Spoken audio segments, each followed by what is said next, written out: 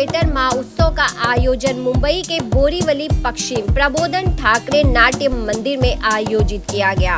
आपको बता दें यह आयोजन 23 जून से 25 जून तक 3 दिनों के लिए आयोजित किया गया, जिसमें राजनीतिक जगत के कई जाने मानी हस्तियों ने शिरकत किया। आपको बता दें बोरीवली विधायक संजय उपाध्याय के हाथों फीता काटकर इस महोत्सव की शुरुआत की गई थी। वहीं 25 जून को 2 प्ले का आयोजन था, जिसमें पहला प्ले आधी रात के बाद हिंदी, दूसरा प्ले ख्वाहिशें हिंदी प्रस्तुत किया गया।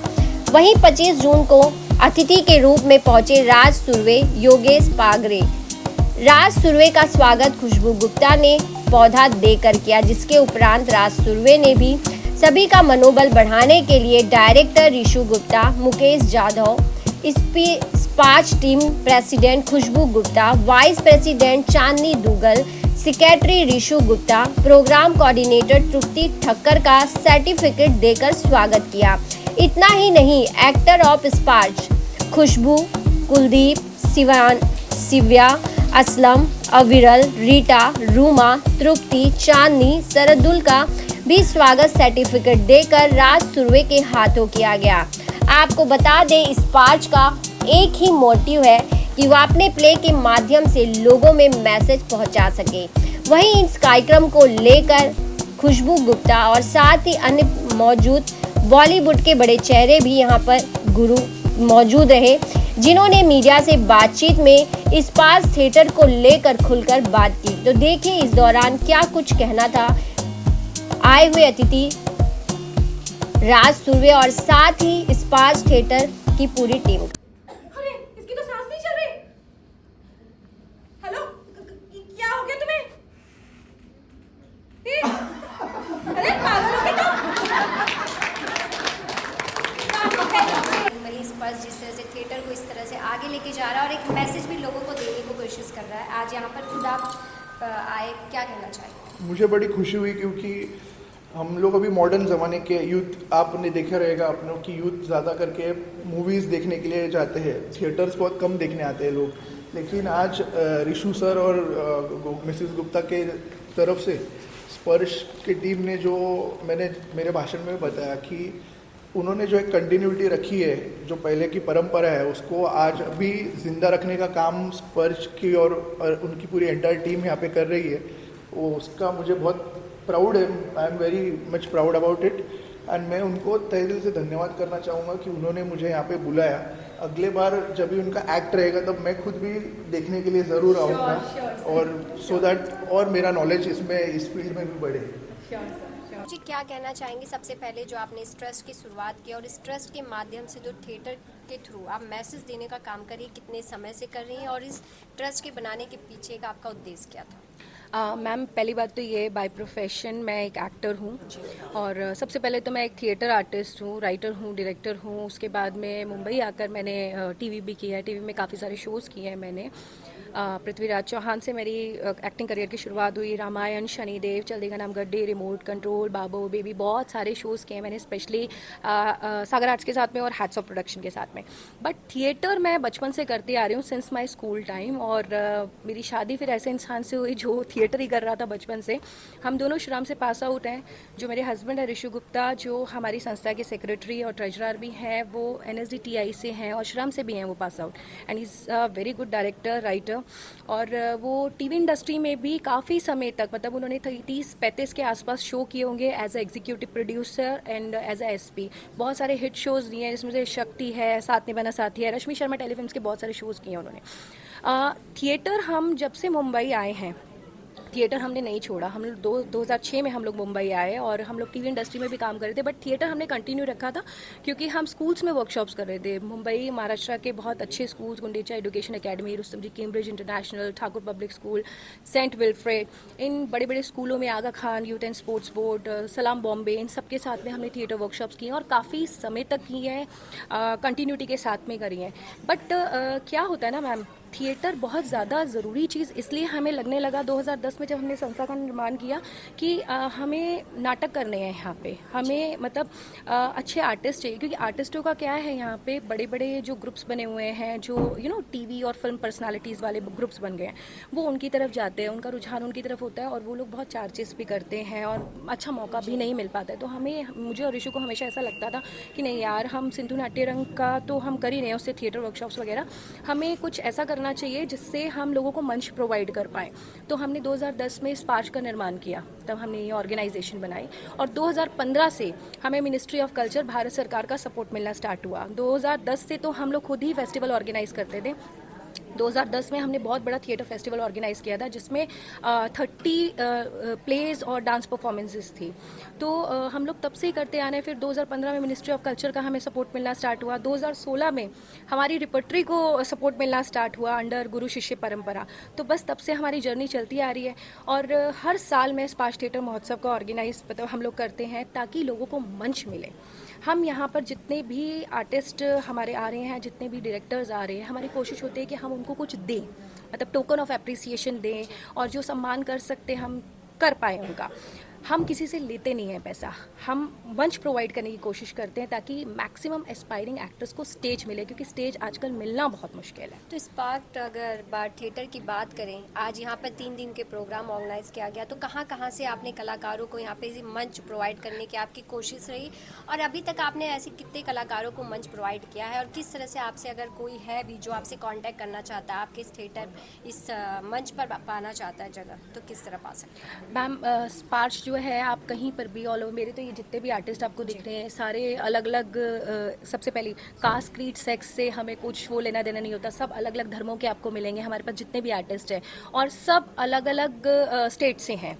कोई जयपुर से है, कोई दिल्ली से है, कोई हिमाचल से है, कोई बिहार से है, सब अलग अलग स्टेट्स के, बंगाल से हैं। तो हमारे पास सारे फ्लेवर्स आपको मिलेंगे और अगर हमारे साथ में कोई जुड़ना चाहता है तो हमारे नंबर्स मैं आपको बता दूंगी, आप उस पर डाल दीजिएगा नंबर्स, तो हमारे साथ जुड़ सकता है। या फिर हमारी जो वेबसाइट है www.sparsh.org.in, वहाँ से भी हमारा नंबर ले सकते हैं और हमारे साथ जुड़ सकते हैं। और हमारे साथ जुड़ने का एज सच हम कुछ भी चार्ज नहीं लेते हैं। आप आइए, सीखिए, लेकिन शिद्दत के साथ सीखिए। हमारी कोशिश ये रहती है।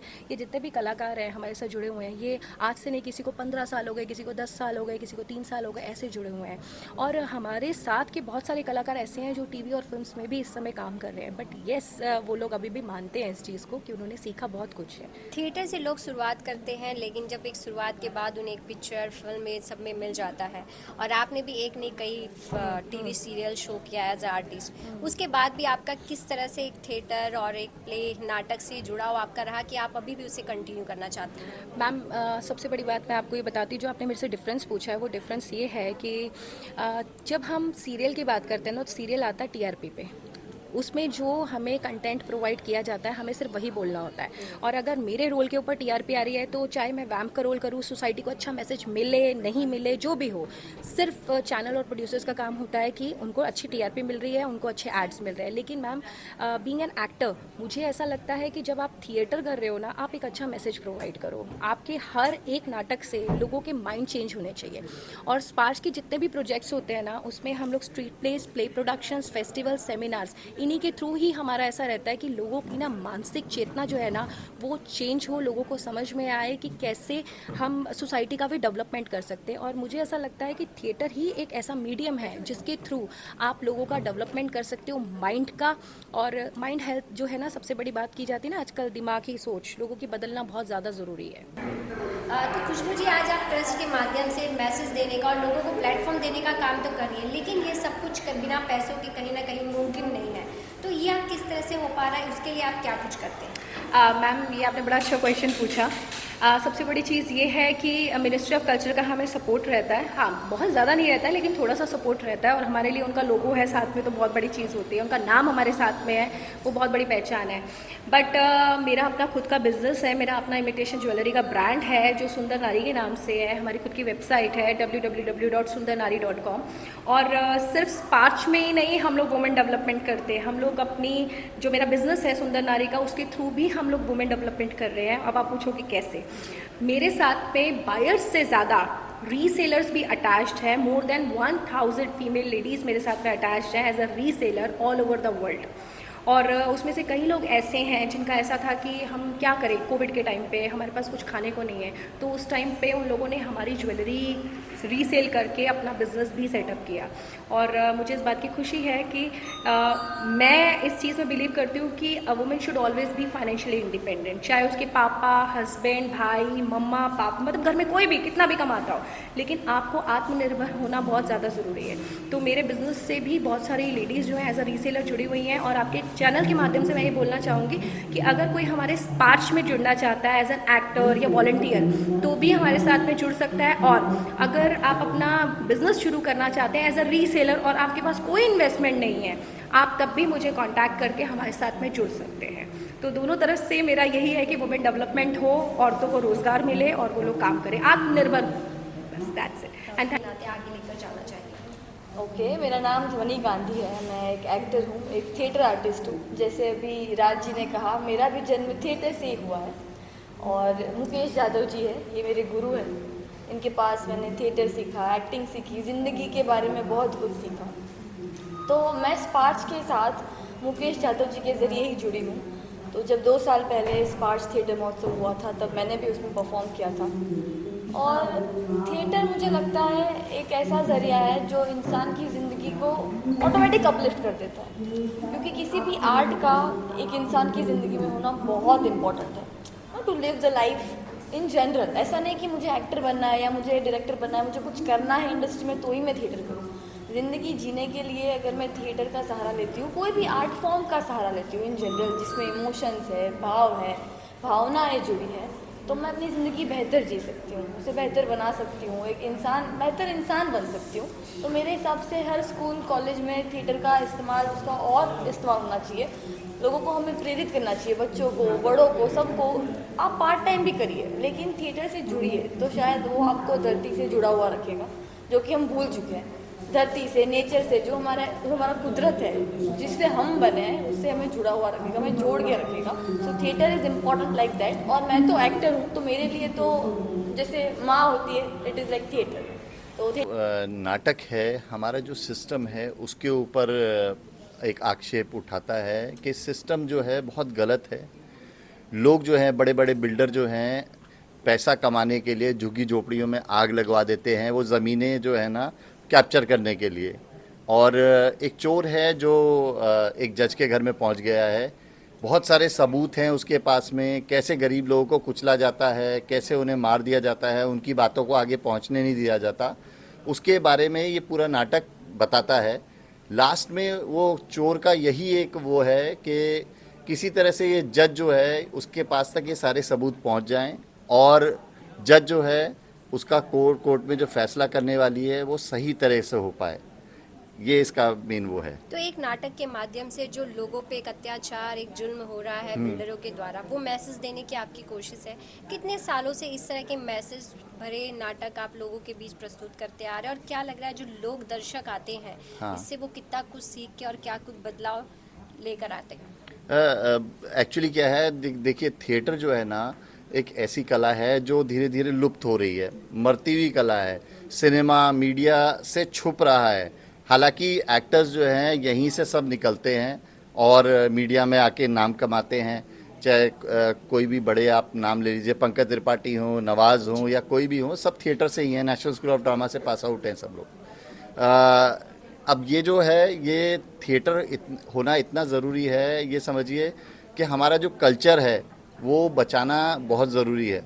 और अगर हम ये नहीं बचाएंगे तो धीरे धीरे ये मरता जाएगा। आजकल लोग जो है सिर्फ थिएटर में इसलिए आ रहे हैं कि अपना डेवलपमेंट कर लें हम लोग, और हम उसके बाद जो है ना आगे बढ़ जाएं सिनेमा और टीवी की तरफ। तो थिएटर बचना बहुत ज़्यादा ज़रूरी है। थिएटर हमेशा ज़रूरी रहेगा, क्योंकि सारे कला की जड़ और सारे कला का मिश्रण जो है वो थिएटर में ही होता है। और हम तो ऐसा मानते हैं कि जैसे समाज के अब तक ऐसे कहा जाता है कि 4 पिलर्स होते हैं, जिसमें जर्नलिज्म एक पिलर है जिससे आप जुड़े हैं, वैसे ही आर्ट एक पिलर है जिसके ऊपर समाज टिका हुआ है। और ये स्पार्च का 7वां महोत्सव है, तो तो काफ़ी सालों से वो ये कोशिश कर रहे हैं कि थिएटर से लोगों को समाज के बारे में भी सिखाए, अच्छी बातें सिखाए, उनमें कॉन्फिडेंस पैदा करें और नाटक को आगे बढ़ाएं। तो हम भी हमारी टीम मिलकर उसमें एक छोटा सा योगदान करते हैं हर साल और हर साल करते रहेंगे। धन्यवाद। इस बार आपने कौन सा प्ले है जो आपके ग्रुप यहाँ पर आज स्टे आते? इस बार हमने 2 एकांकिकाएँ की है। पहले का नाम था एक पल अधूरा, जो विमेन प्रॉब्लम्स के ऊपर बेस्ड थी, और दूसरे का नाम है ख्वाहिश, जो आजकल के यूथ है वो किस तरह से भटक जाते हैं, इमोशनली इन्वॉल्व होते हैं और फिर कुछ गलत करते हैं। तो वैसा नहीं करके हमारे नाटक में वो जो हीरो है वो एक अच्छा कदम उठाता है, उस बारे में ही। नमस्कार, मेरा नाम योगेश पगारे हैं। मैं एक एक्टर, राइटर, डायरेक्टर, प्रोड्यूसर हूँ और आज मैं थोड़ा बहुत जितना भी काम कर रहा हूँ या यहाँ तक पहुँचा हूँ वो थिएटर की बदौलत है।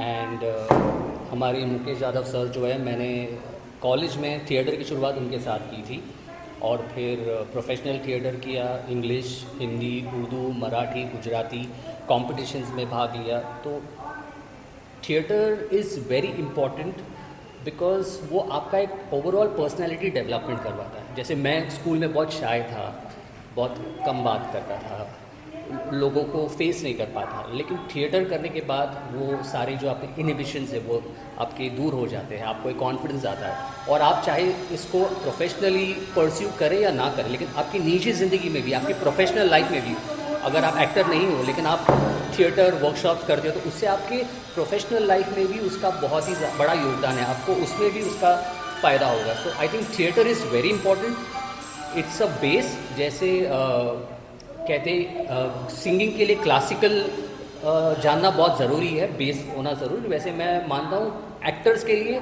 थिएटर का बेस होना बहुत ज़रूरी, because that is where that's your playground, जहाँ पर आप थिएटर के हर डिपार्टमेंट के बारे में सीखते हैं, जैसे एक्टिंग हो, डायरेक्शन हो, सेट डिज़ाइन हो, बैकस्टेज हो, म्यूज़िक हो।